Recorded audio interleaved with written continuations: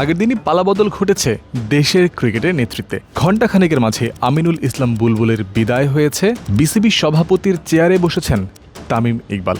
যদিও তার দায়িত্বটা অন্তর্বর্তীকালীন, অর্থাৎ জাতীয় ক্রীড়া পরিষদ 11 সদস্যের যে অ্যাডহক কমিটি গঠন করেছে 3 মাসের জন্য, সেই কমিটির সভাপতি তামিম। বাংলাদেশের সাবেক এই অধিনায়কের আন্ডারে কাজ করবেন আরও 10 জন সদস্য, তারাই সামলাবেন ক্রিকেট বোর্ড। নেতৃত্বের পালাবদল হয়েছে অকস্মাৎ, হঠাৎ করে। তবে ক্রিকেটারদের প্রস্তুতি চলছে আগের মতো করেই। তাতে কোনো ছেদ পড়েনি, ইতিবাচক বিষয়ে কোনো বিঘ্ন বা সমস্যার সৃষ্টি হয়নি। মার্লিন বাই বোলা বাংলাদেশে ক্রিকেটে নতুন সংযোজন। স্পিন বোলিং এই মেশিনের সাথে ধাতস্থ হওয়ার চেষ্টায় বাংলাদেশের ব্যাটসম্যানরা। এই মেশিন কিনতে ব্যয় হয়েছে 10,000 পাউন্ড। ভ্যাট ট্যাক্স মিলিয়ে এর দাম বেড়ে যায় বেশ খানিকটা।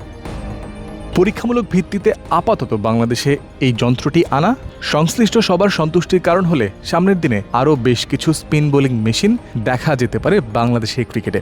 লেগ স্পিন, অফ স্পিন বা টপ স্পিন সব ধরনের টার্নই এই মেশিন করাতে সক্ষম। জাকের আলী অনেকদের কিছু ক্ষেত্রে ভড়কেও দিয়েছে স্পিন বোলিং মেশিনের টার্ন।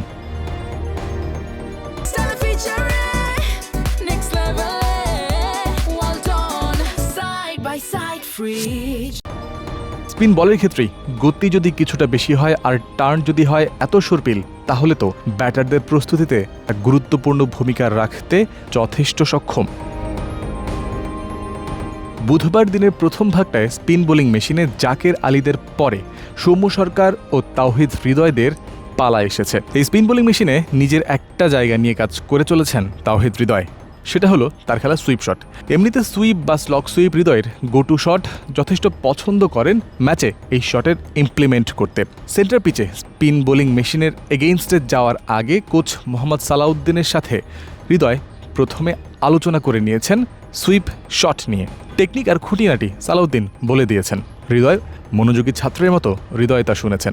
এরপর গেছেন ব্যাটিং করতে। একের পর এক বল স্পিন বোলিং মেশিন থেকে এসেছে, হৃদয় নিজেকে ঝালিয়ে নিয়েছেন। কখনো কখনো বিট হয়েছেন, তাতে কি ভুল আছে সেটা হেড কোচ ফিল সিমন্স কিংবা মোহাম্মদ সালাউদ্দিনরা শুধরেও দিয়েছেন। অন্যদিকে সৌম্য সরকারের জন্যও ছিল নিজেকে উন্নত করার, ঝালিয়ে নেয়ার 1-to-1 একটা সেশন।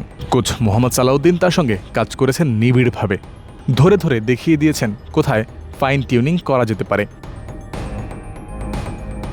পেস বোলিং কোচ শন টেইটের সাথে পেসার তাসকিন আহমেদ, তানজিম সাকিবদের অনুশীলন পুরোদমে চলেছে। মেহেদি মিরাজ, নাসুম আহমেদ, রাকিবুল হাসানদের অনুশীলন চলেছে স্পিন বোলিং কোচ মুশতাক আহমেদের আন্ডারে। বাংলাদেশের ক্রিকেটের নেতৃত্বে একটা পালাবদলের শুরু হয়েছে। তামিম ইকবালদের অ্যাডহক কমিটি 3 মাস থাকার পর নির্বাচিত নতুন কোনো কমিটি আসতেও পারে। তবে আপাতত ক্রিকেটারদের ফোকাস মাঠের ক্রিকেটেই। গতদিন তামিম ইকবালরাও বলেছেন নিউজিল্যান্ড সিরিজ নিয়ে তাদের প্রস্তুতি পূর্ব পরিকল্পনা অনুযায়ী চলবে। গত 27 মার্চ থেকে সপ্তাহব্যাপী ফিটনেস ও ফিল্ডিং ট্রেনিং করেছিলেন ক্রিকেটাররা। এরপর গত 4 এপ্রিল থেকে শুরু হয়েছে এক্সটেন্সিভ স্কিল সেশন। মিরপুরের শেরেবাংলা স্টেডিয়ামের মূল মাঠ, একাডেমিক গ্রাউন্ড কিংবা ইনডোর মাঠ, সব জায়গাতেই টেস্ট, ওয়ানডে, টি-20 দলের ক্রিকেটাররা ভাগে ভাগে দিনভর চালিয়ে যাচ্ছেন প্র্যাকটিস। ওয়ানডে টিমের মূল ফোকাসটা নিউজিল্যান্ড সিরিজকে ঘিরেই, কারণ কিউইদের বিপক্ষে প্রথমে বাংলাদেশ দল খেলবে ওয়ানডে সিরিজ, তারপরে তারা মাঠে নামবে টি-20 সিরিজ খেলতে।